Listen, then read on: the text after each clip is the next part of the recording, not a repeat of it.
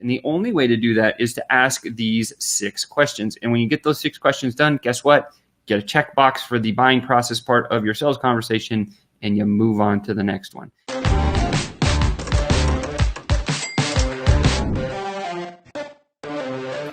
Happy day, Sales Ascender. I hope you are doing awesome today. I'm doing really well today. I got a nice cup of tea, and I got to share, like yesterday night, I was geeking out on this new topic that I'm going to be teaching here to one of our other mastermind sessions. I'm really excited about it.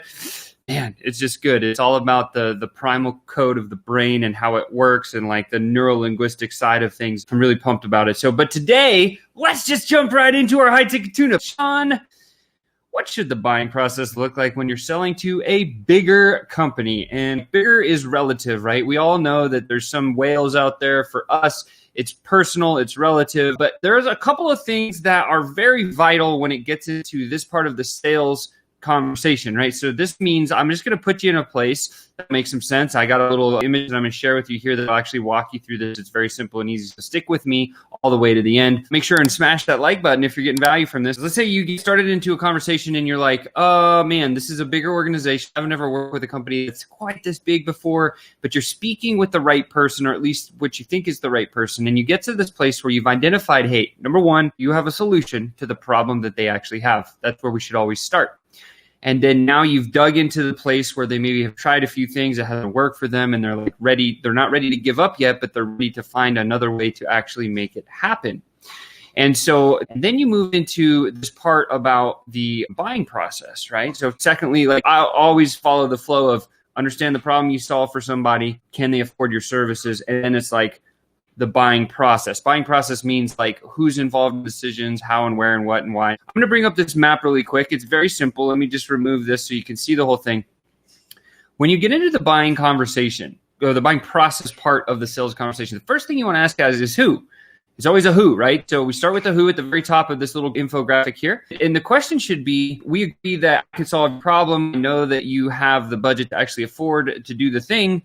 Who besides yourself is actually involved in the buying process? Now, when you get into a big organization, what you're going to find is that person will say, oh, well, it's me, and then it's my CEO, my CFO, my CIO. Like it could be a C-suite move. It could be a husband-wife combo. It could be, you don't know, right? So never assume. The number one rule of every sales ascender is never, ever assume anything, right? Always ask the question. Be that person that just asks the question. I know it can be kind of annoying because you like to go fast. Everyone likes to go fast, me included. But literally, if we don't slow ourselves down as the professional salesperson and ask the right question and get the right foundations, it's going to lead to a landmine later in the process. And we never want landmines. We want to avoid them at all costs. So first question I always ask is like, hey, who besides yourself is actually involved in the decision-making process or the buying process when you're making a purchase or an investment of this size?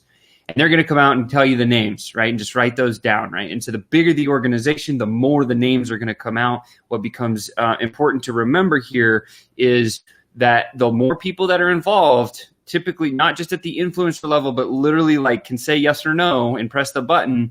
It's your intention and your job to make sure that to connect with each and every one of those people to understand, because each person in every level, I remember when I was selling electronics, I used to sell to the gaming industry, and I would go into, there's a particular client that they would make these card shufflers for the poker tables and all the other things, the automatic card shufflers. We used to build all the electronics for them.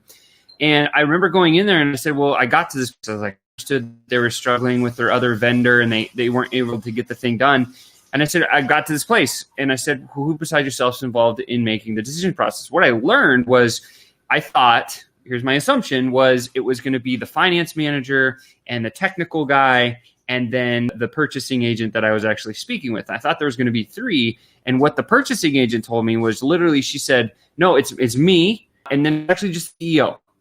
I was like, what about the technical guy or the finance person? And she says, no, this is more run like a dictatorship. And that was how that business was actually run. And I learned something. I said, is it possible for me to get into a conversation with the CEO? Like, how does that work?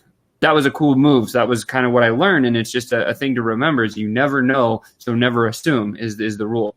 Second question is what, right? So what is the typical process you go through when making a decision like this? Again, so it's like who's involved, what's the typical process somebody goes through when they make an investment of about your size. Now, if you're selling something that's a retainer, for example, then you're going to say, yeah, I'm sure you've invested in programs that, have some sort of a retainer or rev shares or something like this. Like, what's the typical process you go through when you do something like this? And then just let them kind of weed out and tell you exactly what it is. And then you'll understand exactly what the process is they go through. And then you'll know the benchmark or the kind of the guide that you have to stay on in order to get this deal over the line. Next one is how, right? How is the decision actually made?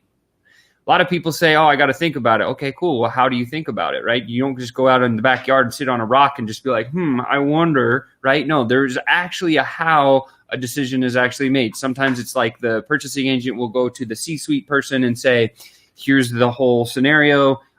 Maybe sometimes the decision is at a level in which the person you're dealing with can make the decision on their own, and it doesn't, infiltrate into the bigger part of the corporation or anything like that. They maybe have like different levels of purchasing power. That's one item to think about. And again, as the companies get bigger, you're going to start to run into these things. If you're just selling to like a husband and wife combination or a solopreneur or a smaller business, how the decision could be made be very simple. It's simply like, husband talks to wife says, this is okay, let's move forward. Husband comes back and now you have it done, right? So that could be smaller, could get way bigger than that as well. So next one's where. Where are decisions like this typically made within your organization? This is actually a question designed around the physicality of where things take place. Now, I remember, again, back in the days when I had my electronics company, what would happen is it's a different gaming company I was working with, and they made these big slot machines where, all the electronics that are inside behind those, we used to build those things too. And with this one particular customer, I said, hey, where are decisions like this actually made? And what she told me was so enlightening. She said, look, every Tuesday we have the C-suite meeting. It's like our level 10. If you know the EOS system of, entrepreneur operating system organization, they have something called a level 10 meeting, which is like their C-suite meeting. And so she said every Tuesday, the C-suite gets together and they do a powwow on all, items from the past like week or 2 weeks that they need to get through. And they just bang out this list. It's like a 45-minute meeting. I was like, oh my gosh, that's incredible. And I said, how can I get myself an invite into that meeting? And literally, this was one of the processes that I went through in the actual buying process for this particular corporation, where I locked one of the biggest deals personally that I ever closed in my life. It was a $1.2 million deal with one single company. And I was like, that's awesome. How do I get into that meeting? So that was only because I asked that where question. And again, this comes into the buying process. Next is when.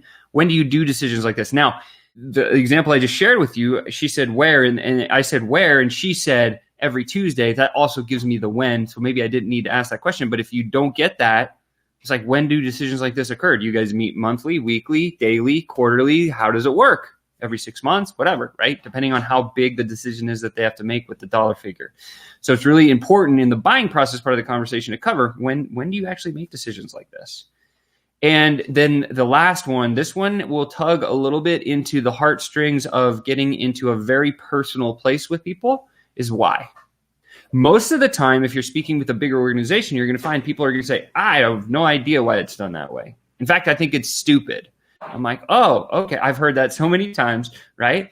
And then I ask, can you change it? Like, how do we change it? And what's interesting is when you shift the dynamic of that conversation, what happens when you ask this why question, it's not like you're going head to head anymore. It's literally like you've spun around on the other side of the desk and now you're punching at the same organization in the same fashion.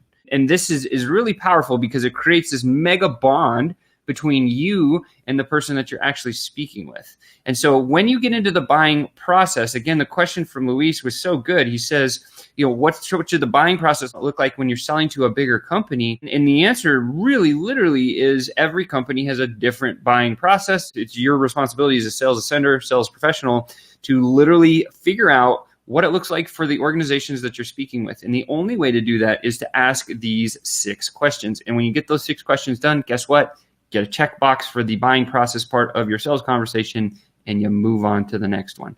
And this, my friends, is exactly what the decision and the buying process should look like when you're speaking with any and all organizations. I hope that one added a ton of value into your life. I love you. And guess what? It's Thursday. It's wonderful. And I hope you just have a wonderfully awesome weekend. And I'm looking forward to being back here next week with you. We'll see you next week. Talk soon.